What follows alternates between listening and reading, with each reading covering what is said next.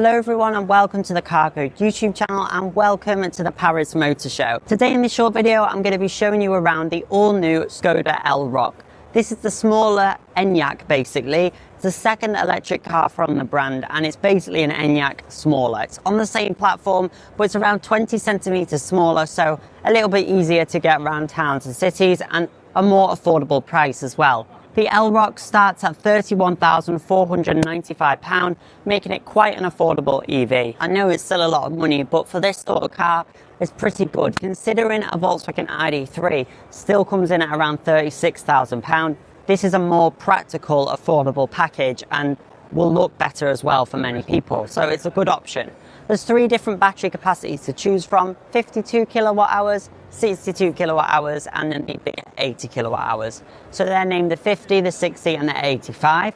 The starting range is 230 miles official on the 50, which is really impressive, and it goes up to 360 on the 85 model. Official mileage of range, 360 miles. Of course, it's a smaller vehicle as well, so that's pretty impressive. We normally only see those headline figures from bigger SUVs, so this is really good, competitive sort of car. I think it should be quite popular with a lot of people. It aims to be a practical family car, fitting 5 adults quite comfortably and being a small to medium SUV. So think the size, a bit bigger than a T-Roc, a bit smaller than a Tiguan. That sort of size of car is where it slots in. Sort of the size of a Karoq is where the Elroq sits in. Less like a sporty car, it's more meant to just be a Skoda made electric and to suit a lot of people. So it could be the perfect electric car for Skoda to step into the market with after the Enyaq. This is the second car gone ahead with. It does feel very like an Enyaq, but obviously it's a little bit smaller. You've got all the fabric on the dash as well, which looks great. And yeah, not sold on the looks on the outside yet, but I think when this comes to UK, it's going to be a very popular model. Seeing the success of the Enyaq, I think a more practical sibling, if you like, to the ID.3 is going to be something that will be very popular in the UK market. They've decided to put some flamingos with the Elroq. I'm not sure what the correlation is, but it might make me like the Elroq a little bit more. So this is the back of the Elroq and it looks very Enyaq-like, very similar to what we've seen in the past. We've got plenty of boot space in here, as you'd expect. And then plenty of storage. This is quite clever with little shelves in there as well and hooks, everything that you'd expect from the Skodas.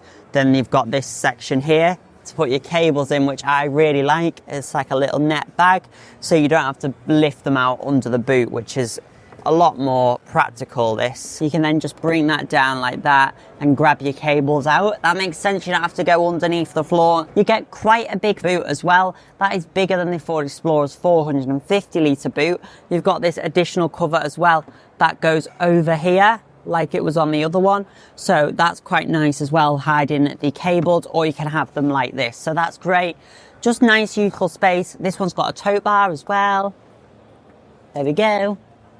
Swivel tow bar is a great feature on the vehicle. Really nice to have that, and they do a great job, the Volkswagen Group, integrating that into the vehicle. So a lot of clever features on the vehicle for sure. These little shelf compartments are great as well. Maximising the space for a family vehicle, it makes a lot of sense, and they've really done a good job. It may not be the most exciting car in the world, but if you're looking for a practical family electric SUV, the Elroq may be the one to consider. So definitely have a look at it when it hits the UK market. Definitely a practical thing. This one's got an electric tailgate as well.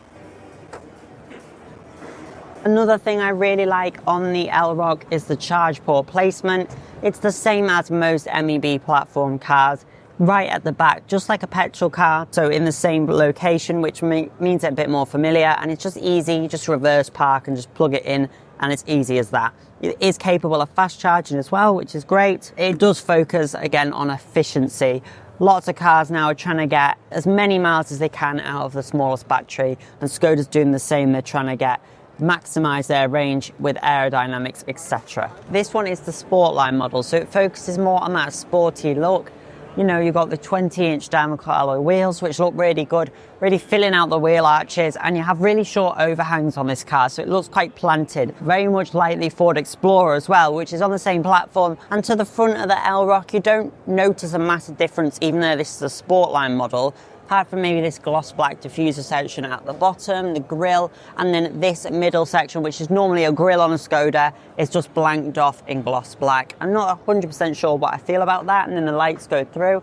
I definitely like it in this blue colour more than this sagey green colour that was seen on the other vehicle and other photos. However, I would like some more vibrant colours on the vehicle, such as a green, orange would look really cool. Got Skoda across here and on the steering wheel as well, rather than the roundel with the bird in it for the Skoda logo. It's just written out now, and they're kind of going for that across the range, being a little bit more premium, I suppose. It does look a bit different to other MEB cars we've seen. It's typical Skoda. It looks like a Skoda practical package. That is where it kind of draws buyers in, especially families. It will be a good practical EV option. Uses its space very well. Let's jump inside the Sportline and see how it differs. So inside the Sportline, you have that sportier feel with these sports bucket seats, little red accents, you got the red lighting, etc. You got this perforated leather steering wheel and then the infotainment screen in the middle, which is kind of raised up. Not a massive fan of this, like the other Volkswagen models, so it stays true with that sort of design. I prefer the Cupra Born though, how it's kind of a little bit more front, like a little bit more forwards than this. This one's set back into the dash, but you've got premium materials, which is nice. You've got a few different shortcuts, like your climate control. You can press this button to bring it up quickly, your park assist, your park modes, your drive modes, etc. This is a great gear selector as well, just a little tiny, almost like a little button thing that you just move forward to backwards. I really like that. Electronic handbrakes in a great place as well. And then you've got plenty of your Skoda Simply Clever features as well, of course, as you'd imagine. So it makes a lot of use of its space. And I think this is a great size SUV. The Enyaq is quite a large car, so a lot of people think it's a bit too big. I think this would suit a lot of people. It's good. In the back of the Elroq, in true Skoda style, you've got a lot of space back here. The dark headlining does make it feel quite dingy in here. I'm not a massive fan of that. This has got heated rear seats, which is a lovely luxury on a car, especially this size. You do also, of course, have your rear armrest, like so, with the cup holders that pop out there as well, which can hold taller drinks. That's great. They don't get in the way of the armrest either. They're very comfortable. You've got lots of comfy armrests before you get to those. Touch-sensitive lights up here that you can easily access. Quite comfortable in the back. The floor is nice and flat as well, so I can scoot over here, wow, and that's very comfortable. Even the backrest is incredibly comfortable. They've done a great job with that. It's a massive improvement from other cars we've seen before. That's very comfy, and then the flat floor means I can sit very nicely in the middle. So that's great. We're seeing a lot of cars now be a lot more capable of carrying 5 passengers rather than 4. You've also got the ISOFIX points, which are attached as well, like we see on the ID.3.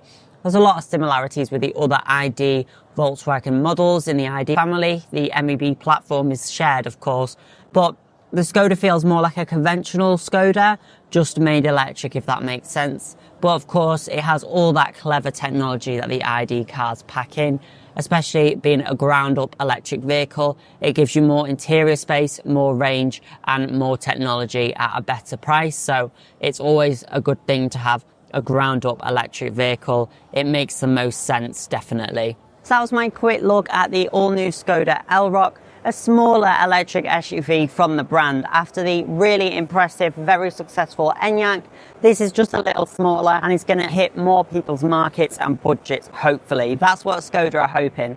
I'm yet to have driven it, so I'm not sure what that's like. And of course, it's got different outputs and battery capacities, but I can imagine it being incredibly popular.